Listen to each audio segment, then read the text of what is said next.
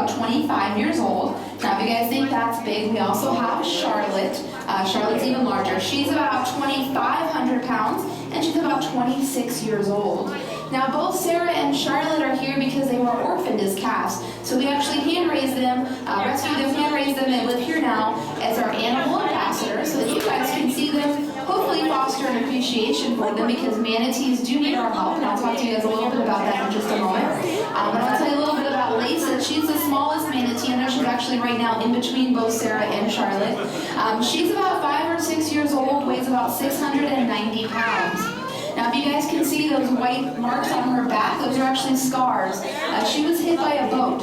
So we rescued her, we've been rehabilitating her here at SeaWorld, and she's been doing great with us here. She's been here for a little over 2 months.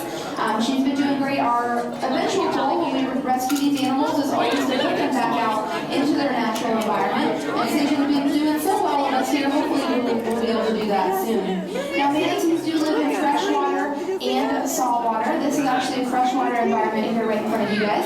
But out in the wild, they live in the saltwater during the summer months. And then despite their very large body size, the largest recorded female manatee is about 3,000 pounds, and Charlotte's not much smaller than that, 2,500 pounds. But despite their very large body size, they actually do not have very much blubber. A lot of our guests think that they are full of blubber. They look kind of fat and chubby, but they're not. That's mainly muscle and stomach cavity.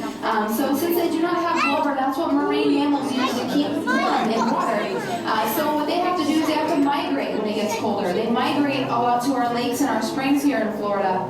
The Florida springs remain a constant 72 degrees Fahrenheit temperature year-round, so that's a very popular place for manatees to go. In fact, they can't take anything colder than 68 degrees Fahrenheit. So if you guys want to see manatees in their natural environment, the best place I think to go is Blue Springs. It's a very popular place to see them on a very cold day. Actually, one a few weeks ago was a warmer day. The manatee count was only 12. Still really cool to see the manatees, but if you go on a cold day, you'll get a couple hundred manatees that you can actually see out there. So it's a pretty cool, unique opportunity. Blue Springs is only about maybe 40-45-minute drive here from Orlando. So because manatees have to migrate, that's where they run into the most trouble. The most common thing that they are facing right now is boating accidents. I told you guys about the story of Laces. Unfortunately, that's not an uncommon story that I have to share with you guys about manatees, not just Laces, but other manatees as well. They do get hit by boats a lot. They're a very dark gray color, so they blend in with that murky, shallow water. They're also a very slow swimmer. About 2 miles per hour is about what they usually swim. And so a lot of guests think that they're just not intelligent enough to move out of the way, and that's not the case. They hear those boats coming, they can't move fast enough, the boaters don't see them, so they do get hit by boats. So if you guys want to help manatees, the best thing you can do is if you're enjoying our coastal Florida by boat, you can definitely obey any boat speed limit signs that you might see. They are there for a reason, to protect these amazing animals from becoming extinct.